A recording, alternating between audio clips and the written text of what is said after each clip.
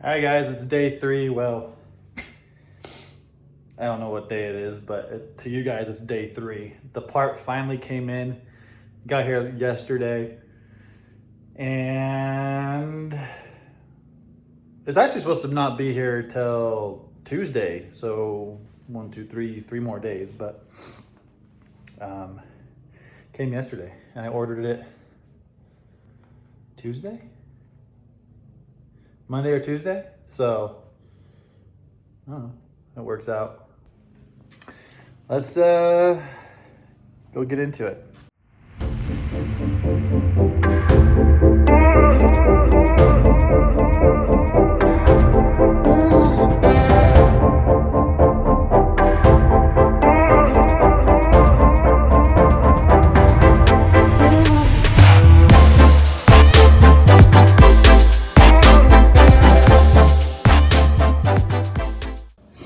So this is the part. Romaine Electric Precision Products.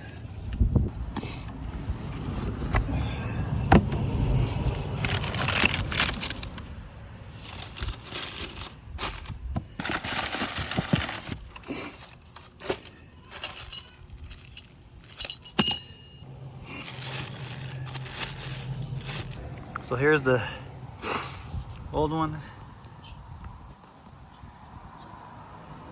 Here's the new one.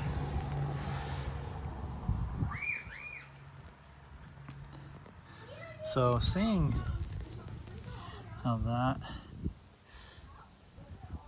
I'm a little concerned on that's what's going on. So it might still actually be up in there. I'll have to check that out. This thing is a little bit more beefier, to be honest, too. Well, yeah, it's pretty beefy. So a few things I'm seeing that's a little different is not that. I don't even know what that is. There's some like sensor thing that I didn't have. Different mounting areas. Looks like it's only like you can go up top here, here, or at the bottom.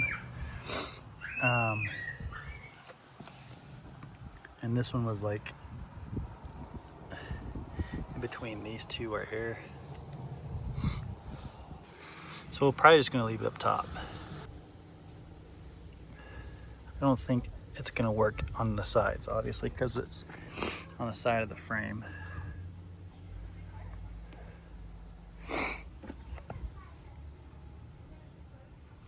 But let's see if this part is still in the truck. Yep. It I don't know if that spring goes there or not.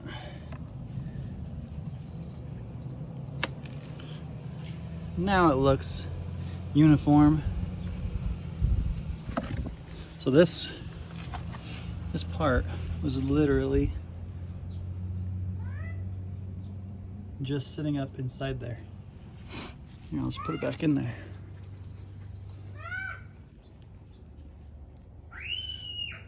That's how it was sitting.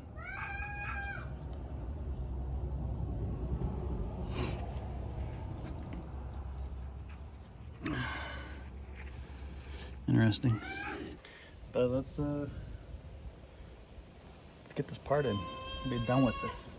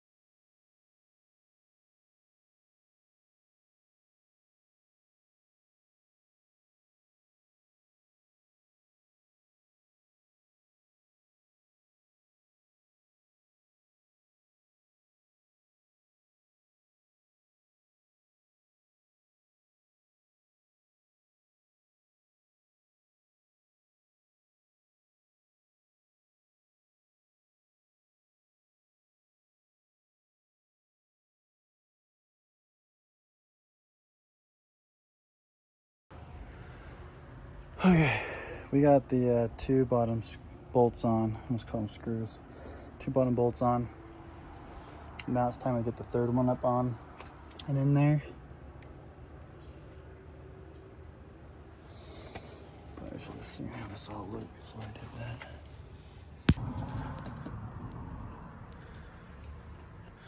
So, as you can see, there's the negative, there's the positive, the solenoid, the other second tiny little 12-volt piece is right underneath these two hoses, which leaves those hoses up and out of the way, kind of.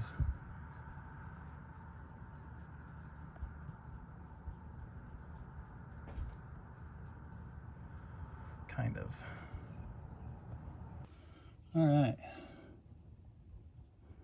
got the third bolt in. Now, all we gotta do is hook up the negative and positive, and we should be done. Negative, positive, got a couple up there. I gotta hook that one up.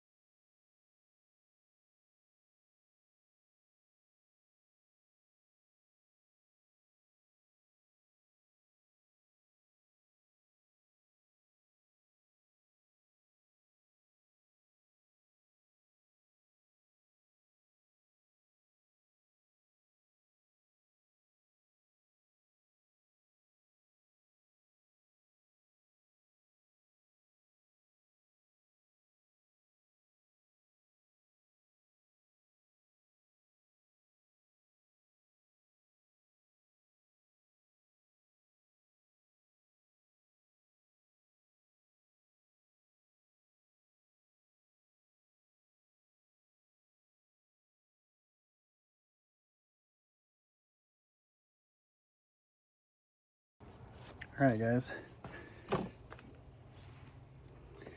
We got her in. Now the thing is, I wire it up all correctly. So what we're gonna do is hook the battery back up and try and start it. It might be dead. And the thing's been sitting for over 2 weeks, so yeah. She's all up and in there. So let's hook the battery up and go from there. All right, battery's hooked back up. I heard something. Let's see if she's dead or not. Moment of truth, kids.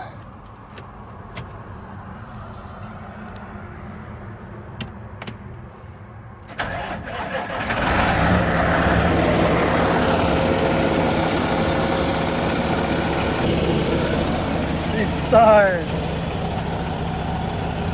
Whoop, whoop.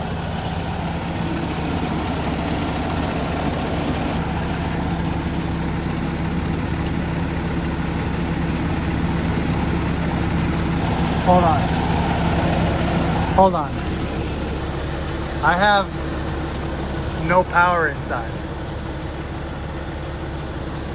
Like nothing's showing up. And what?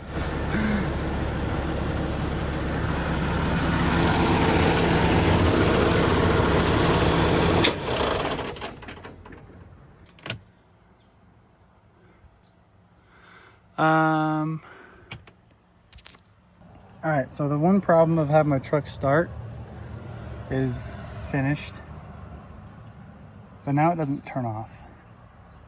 And it's like actually hit the kill switch on the battery side. And I have no power inside. Wonder if I blew a fuse. All right, guys, I don't really know what to do with that. So what we're gonna do is just call it good with this video. Yeah, got the starter in, starter out, starter in, truck starts now. Only thing is, truck doesn't turn off. So I guess next video will be me figuring out what's going on with that. So I have no power inside. I have nothing that shows like tachometer, speedometer, nothing lights up on the dash. So I wonder if I have one of the, I don't think so though. I don't know. And then guys, I will catch you guys in the next video and let you guys know what happened with the full power and not being able to turn it off situation. So hopefully this helps somebody with taking a starter out, putting a starter in, especially in a Cummins ISX and a Peterbilt 386. So other than that, guys, I will catch y'all in the next video.